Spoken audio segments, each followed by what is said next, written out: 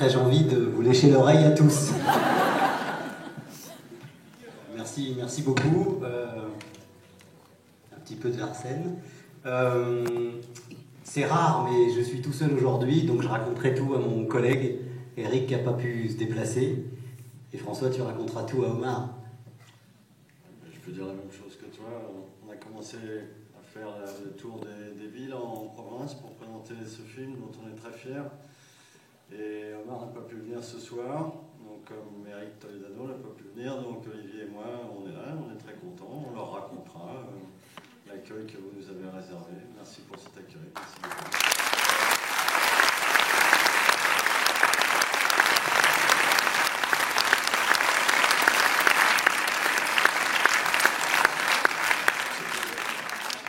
Il y a quelques micros dans la salle si vous désirez poser des questions. Moi, j'en ai tout de suite une pour vous deux. Olivier, c'est une histoire incroyable. Est-ce que c'est une histoire originale? C'est un tout petit peu fort, je pense qu'il y a de Larsen en vrai. Est-ce que tu peux nous raconter un peu comment vous êtes tombé sur cette histoire, ou plutôt comment vous êtes tombé sur Philippe Bozzo di Borgo? En fait, on a vu un documentaire, comme quoi à la télé, il y a des choses intéressantes. Parce qu'on a vu un docu sur, sur la vie de Philippe Bozzo di Borgo, c'était il y a assez longtemps, il y a bientôt 10 ans. Et c'est resté en nous. On a été frappé par cette relation entre le personnage que joue François et Abdel, que joue Driss, qui est une rencontre incroyable. Et à cette époque-là, on essayait de faire notre premier film, et cette histoire, elle est restée en nous.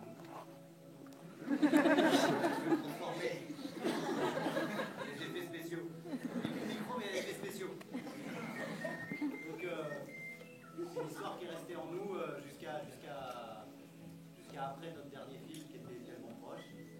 On s'est dit que c'était le moment d'aborder cette histoire. Et c'est là où les extraterrestres arrivent. Le micro, c'est pas trop grave, mais alors la musique. Voilà, on revient. Voilà. Des effets spéciaux après une vanne, les gars. Donc voilà, et au sortir de Tellement Proche, qui est notre dernier film, Omar, on connaît depuis, ça faisait déjà pas mal de temps, on avait fait un court-métrage, et il y avait cette histoire, et voilà, on ne s'est plus posé de questions.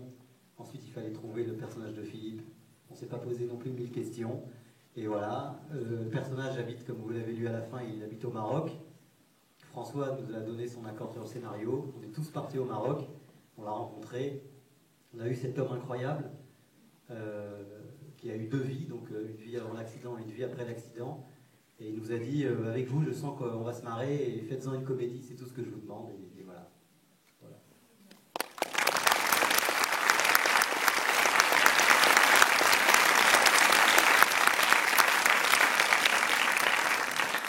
Et il y a 3 jours, vous étiez...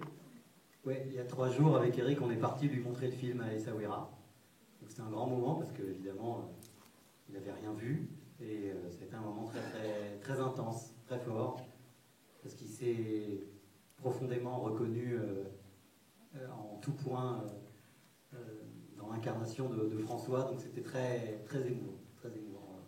On n'est pas encore tout à fait remis de cette soirée, parce qu'évidemment, on est très angoissé, quoi. C'est sa vie, il nous a confié quelque chose. Son histoire, même si on l'a évidemment scénarisé, mais il nous a dit j'ai eu raison de vous faire confiance, donc voilà, on est content.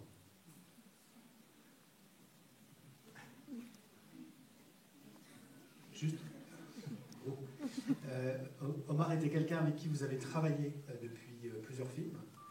En fait, il était même là dès le premier court-métrage que vous avez fait, mais François est quelqu'un que vous avez découvert. Est-ce que, Olivier, tu peux nous parler un peu de la rencontre avec François, et François, de la manière dont vous êtes arrivé sur ce film?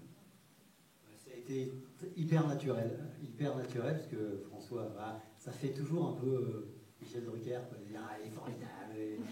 Mais vraiment, ce mec est formidable. Donc voilà, vous l'avez vu dans les films. C'est vrai, je le dis, après les gens sur le cours. Voilà, et vous l'avez vu dans d'autres films, à chaque fois, je sais pas, dans tous les films où il a une incarnation qui est incroyable, qui était intense, on ne le dit à personne, au dernier pour la rose. les petits mouchoirs, je pense que franchement c'est... Voilà. Et nous, ce qu'on aime, c'est la comédie et en même temps d'autres choses plus profondes. Et voilà, il a tout. Donc, François, comment s'est passé notre premier Coca-Cola Light? Beaucoup de choses évidemment à dire sur ce film, mais c'est vrai que, comme le disait Olivier, quand on est arrivé à Essaouira et qu'on a rencontré Philippe Pozzo d'Ivorgo, c'était assez impressionnant parce que généralement, un tétraplégique ou même un type dans une chaise roulante, c'est quelque chose qui est difficile. On n'arrive pas à soutenir le regard. D'ailleurs, on est souvent en fuite devant les handicapés, ils en souffrent. Alors lui, il nous a mis tout de suite à l'aise en expliquant que lui, il ne supportait pas la pitié, il ne supportait pas la compassion. La seule chose qui l'intéressait, c'était l'échange. Et au bout de 2-3 minutes, finalement, la qualité de l'échange, sa générosité, fait qu'on oublie qu'il est handicapé, on oublie qu'il ne peut pas bouger. Pourquoi? Parce qu'il se marre, il est solaire, il existe, il a envie de vivre. Comme s'il savait plus que tout le monde, un, que la vie est courte, et deux, c'est même pas si on ne peut plus marcher, si on ne peut plus manger, si on a besoin tout le temps de quelqu'un, nuit et jour, on peut encore se marrer, encore voir la beauté de la vie. C'était un tel exemple de vie, justement, que c'était tout à fait bouleversant. Et puis, comme il refuse l'émotion, il la chasse, on avait à cœur de rigoler avec lui. Puis, quand on est reparti, on s'est dit c'est quelque chose, ce gars-là. Moi, je me rappelle avoir pris un petit engagement. Je lui ai dit je vais essayer de porter haut les couleurs, mais c'était juste pour me convoquer moi-même, pour me dire bon, faut y aller là. Voilà. Ensuite, j'ai pensé, on a bien travaillé en amont avec Olivier, Eric et Omar. Eux, ils se connaissaient bien, donc les premiers jours, j'ai essayé de faire 2-3 vannes qui tombaient à l'eau. Je me sentais très con. Je me suis dit, merde, peut-être pas le même humour. Et tout ça, c'était surtout parce que j'étais un peu volontaire, quoi, comme un môme qui arrive en classe devant des redoublants, quoi, et qui ne les connaît pas. Et puis ensuite, finalement, petit à petit, ils m'ont tellement accueilli, avec tellement de générosité, j'ai pu trouver ma place. Et puis ensuite, je dois dire qu'on avait un très très bon scénario. Alors peut-être le fait que c'était inspiré par l'histoire, ouais, mais aussi ils avaient écrit de la vie en 1h30, 2 heures, donc ils avaient fait un travail extraordinaire. Tout à l'heure, Olivier me montrait dans l'avion le nombre de versions qu'il y a eu du scénario, c'est hallucinant. Je ne sais pas combien. Je ne compte pas jusqu'à là. Oui, c'est ça, 30-40 versions du script. Donc tout ça pour qu'aujourd'hui vous nous réserviez cet accueil, c'est important. Puis alors la chance que moi j'ai eue dans ce film, comme toujours depuis maintenant plus de 30 ans que je fais ça, c'est pas dur de jouer la comédie, c'est pas dur de vivre une situation.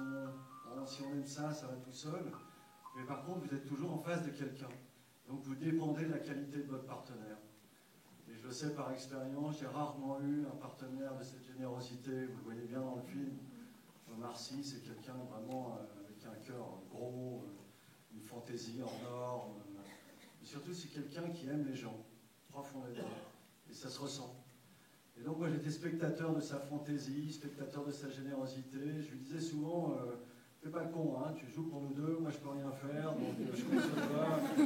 Essayez de vanner un peu comme ça, parce que je voyais qu'il était en train de faire le film. Et que j'étais juste là pour le regarder avec bienveillance. Je n'avais pas besoin non plus de forcer cette bienveillance, parce que j'étais un peu sur le cul de voir tout ce qu'il donnait. Et puis il était en confiance avec ces deux metteurs en scène-là, avec lesquels il avait déjà travaillé. Et puis, je sais pas, ce type-là a un truc qu'on ne compte pas tous les jours. Il a le sens de l'abnégation. Il ne cherche pas la performance pour lui-même. Il ne tire pas la couverture, comme on dit chez nous. Il a vraiment le sens de l'échange. Et moi, je sais par expérience que c'est fini les films où les acteurs faisaient des performances, ou alors l'époque où les acteurs se détestaient cordialement sur les plateaux et rentraient tout de suite en conflit pour voir comment ils pouvaient foutre dans la merde leur partenaire.